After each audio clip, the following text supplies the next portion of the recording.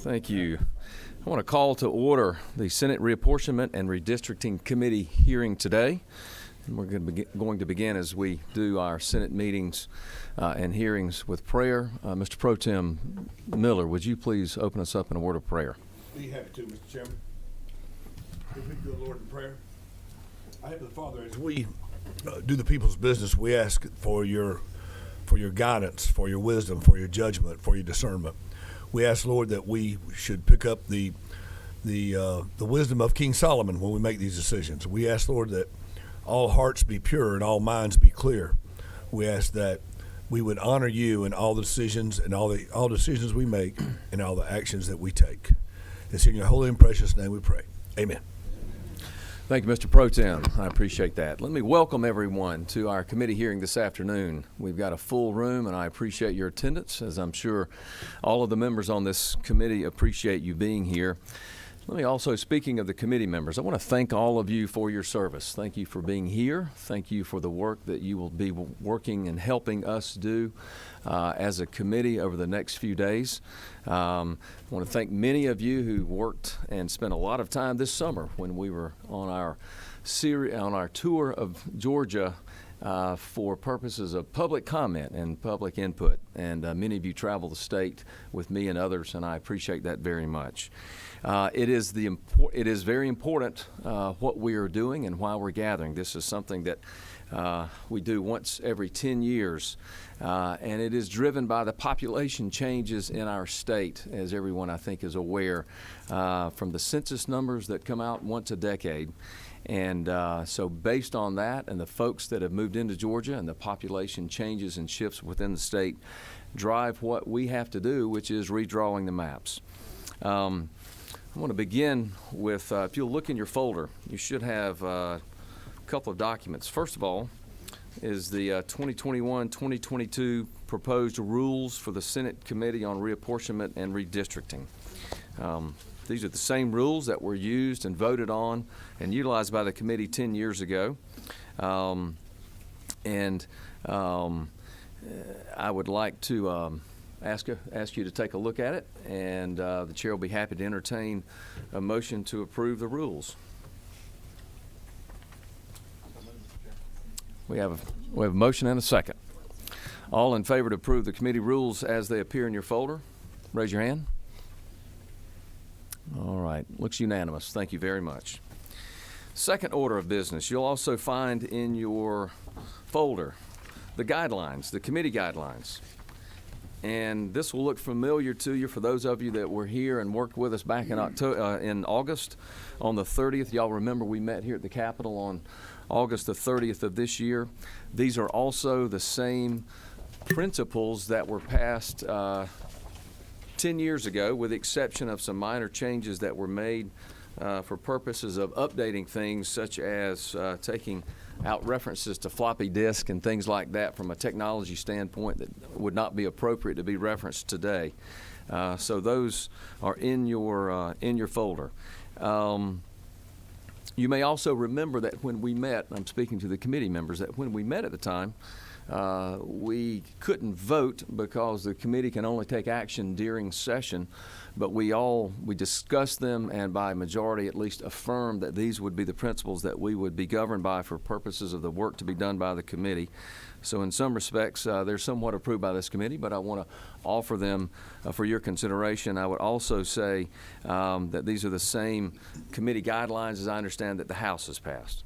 So the chair would entertain a motion to pass the guidelines. Mr. Chairman, I would move that we adopt these guidelines as drafted and as we preliminarily approved back in August. Second. Thank you. There's a first and a second. Any discussion? All those in favor of the guidelines as they appear before you and consistent with the motion, please raise your hand. Any opposed? All right, it's unanimous. Thank you for that. Who seconded that motion? Was that Mr. Whip seconded that? Thank you. All right.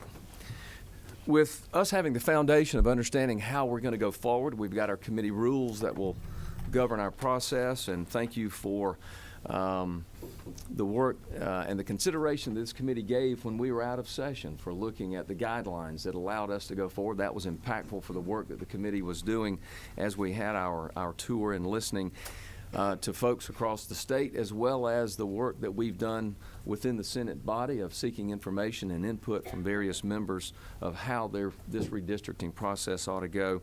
Let me talk to you a little bit about our anticipated plan going forward. We're going to have a meeting tomorrow, same time at 1 o'clock, where we will meet.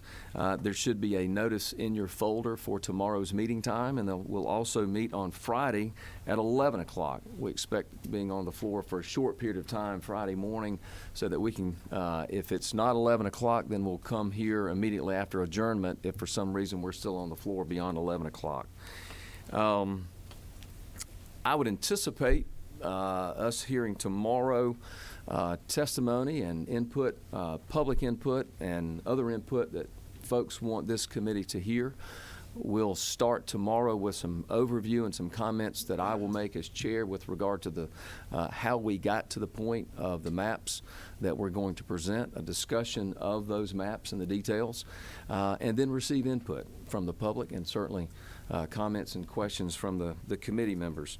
Depending upon how progress goes tomorrow on Thursday, it could be possible that we're in a position to vote out something as soon as Friday. Obviously, anyone that spends time at the Capitol or serves on a Senate committee knows that everything has to be flexible from a timing standpoint. We will have other major work that this committee will have to do once we approve our maps. And once the committee work is done, and that principally, of course, is moving on to the congressional maps that we'll have to work on. So, with that is our presentation for today. Let me turn to my committee co-chair and ask co-chairman Chairman Calsert for any comments that he would like to make about what we've discussed or anything going forward.